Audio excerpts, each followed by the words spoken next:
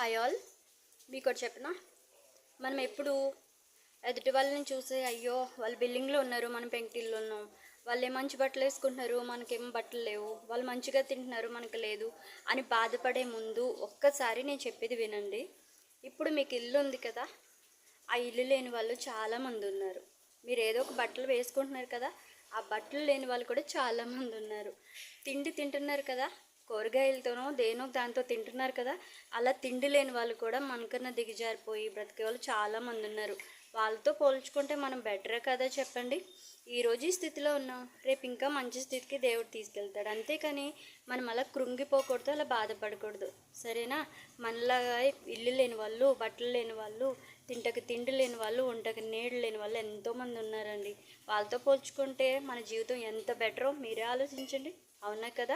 ఇది నిజమే అయితే కనుక నాకు తప్పకుండా కామెంట్ చేయండి, ఓకేనా?